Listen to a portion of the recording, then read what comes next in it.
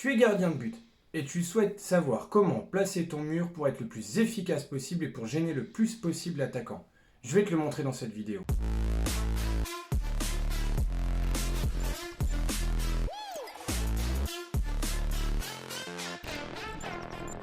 Placer son mur, c'est quelque chose qui va te permettre de gêner l'attaquant, mais aussi toi de te mettre dans de bonnes dispositions pour arrêter un maximum de coups francs. Pour cela, il y a 2-3 choses qu'il faut absolument savoir et qu'on n'a pas forcément le temps de travailler, que ce soit à l'entraînement ou lors des séances vidéo. Donc là, on va vraiment prendre le temps, grâce à mon tableau noir, de décrypter le positionnement de l'attaquant, le positionnement du gardien, mais aussi et surtout où et comment placer son mur. Pour commencer, n'oublie jamais de le réclamer à l'arbitre, parce que si tu demandes un mur à l'arbitre, il est censé lever sa main, demander le coup de sifflet, et ça te permet à toi de placer ton mur.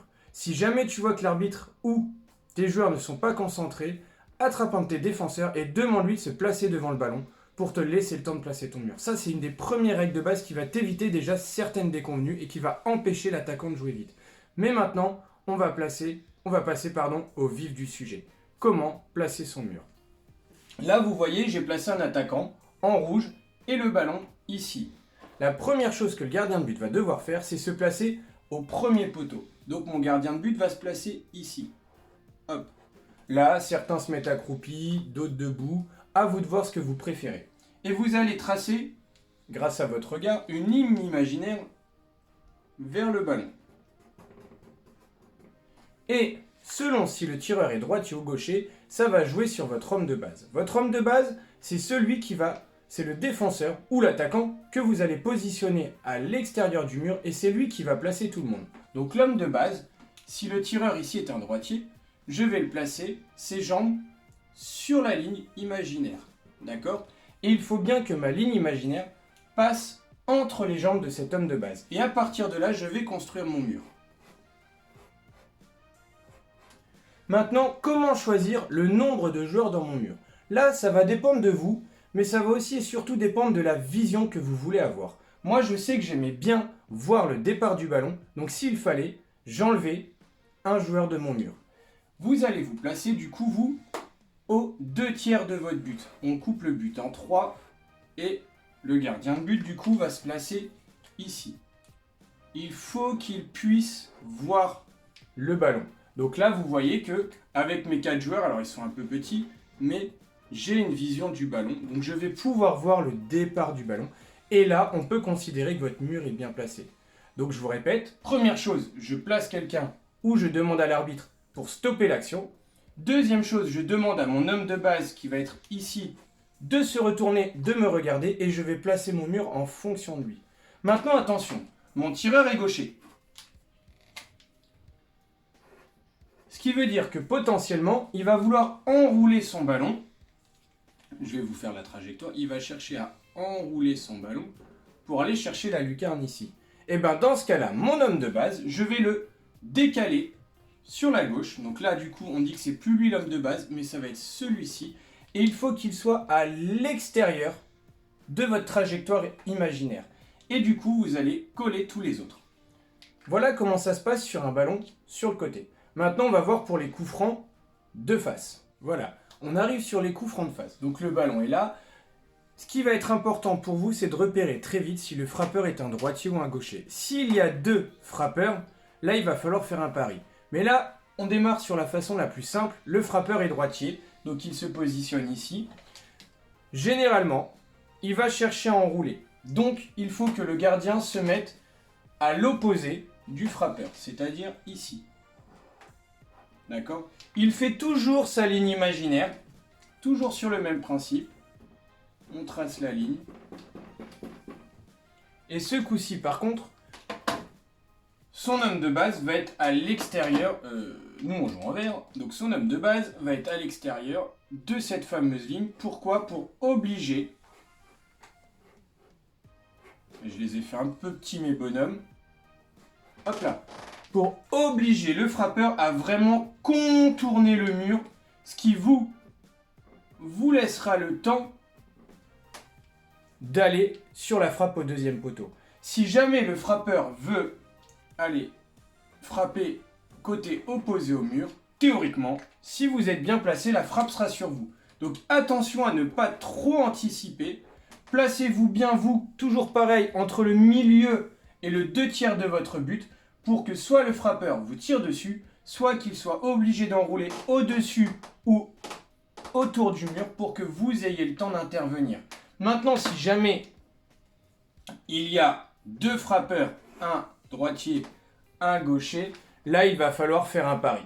Et là, moi, ce que je vous conseille, c'est que si jamais vous êtes meilleur, on a tous un côté préférentiel, mettez le mur du côté que vous préférez.